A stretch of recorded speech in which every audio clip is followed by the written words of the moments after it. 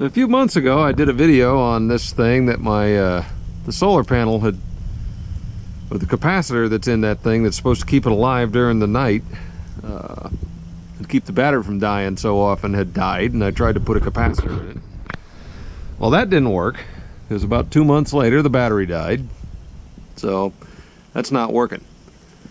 But I got an idea, and we're about to show it to you, what I think is going to work. Here we go. So this is the little device that I'm going to attempt to use to fix my trouble with the battery charging versus the solar versus the silly capacitor on my little weather station. I was fiddling around on the internet trying to come up with a way to just come up with a way to plug in for that battery, and I found this place, the Battery Eliminator store. And I got on. They're not a sponsor. I bought this. BatteryEliminatorStore.com. So they have a bunch of different options. I needed a single CR123 or CR123A. And they have some options on different lengths of wire. And I just got the 25 footer because, you know, that's basically going to guarantee I can get this thing to a plug where I have my weather station mounted. And it wasn't cheap. It was about $82 because it's $55 for the battery eliminator and then $20 for the extra cord, plus $6.50. So yeah, it's $80, which is a lot more expensive than a few batteries. But given where this thing is, I literally have to climb up onto my roof and take it down every 2 months.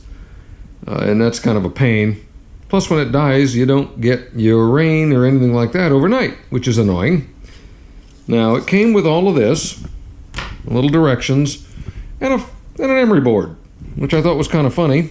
But the point of the emery board is to actually, if you need to, file a little notch in your battery door. So that's pretty slick. And then you can do your nails afterwards if you don't chew them like me. So we're going to do this right now. I'm going to plug this into the wall, and I'm going to check it because it's supposed to be about 3 volts. And, you know, we'll see what we got going on here, positive, negative, and all that. And then go put her up into the weather station, see if she works.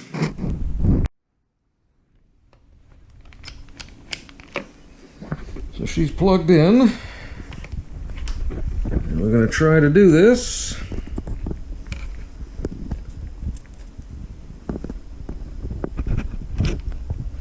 Alright. Positive is positive, negative is negative, and we have 3.15 volts. So that should work a treat. That is the size of a CR123A. It looks like it's a piece of plastic or a little piece of wood that they've cut out to the exact right size, and then they've got their electrodes in it, or the positive and the negative. CR123A, 1 by 3 volt DC only. It's pretty slick. It does look like it's going to work. Again, not a sponsor, but if I find a good product that will work for me, yeah, I'm going to let you know. So we're going to take this outside in a bit, pull down the weather station, bring her inside. Or I'm probably going to do it on the roof because I'm sick of taking that thing off the pole.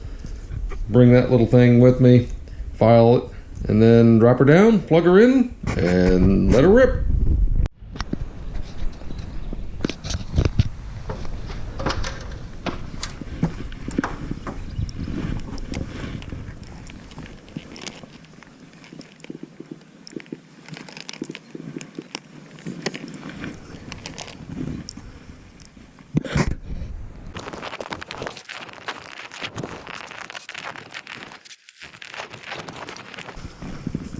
All right.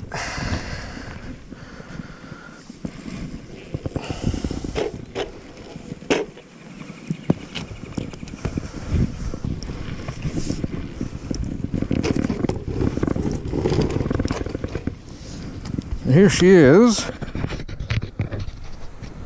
again. And let's see, where's my battery box? There it is, right here.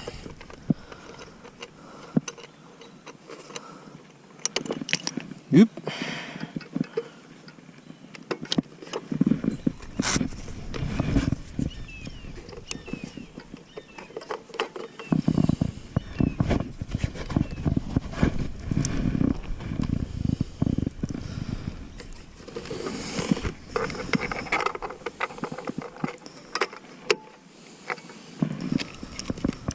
See, so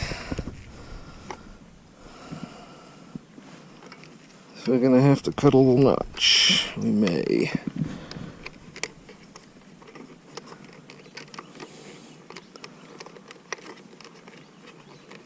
Maybe not. Because of the way that screws in, I think that's gonna be okay. So, the key is keeping that wire away, I think, from that piece.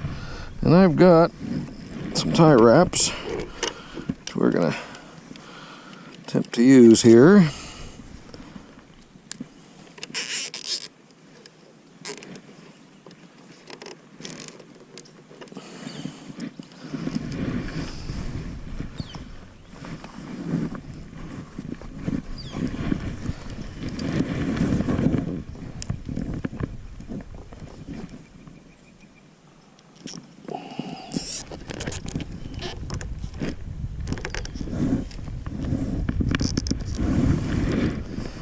Should work.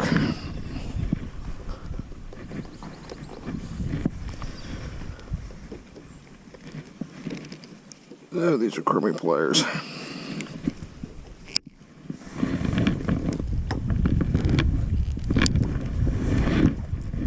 Okay. All right.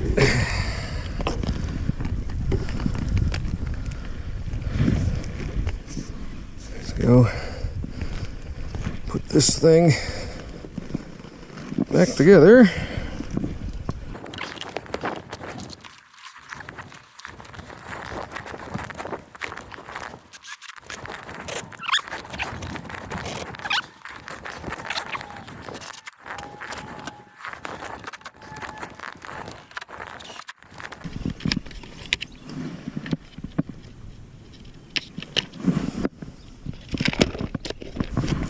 Okay.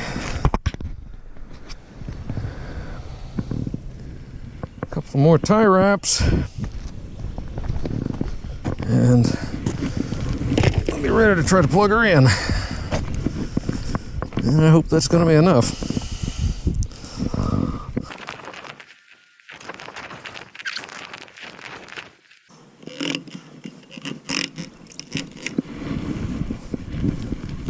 All right.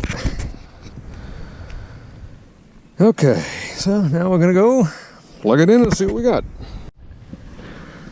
So, over here,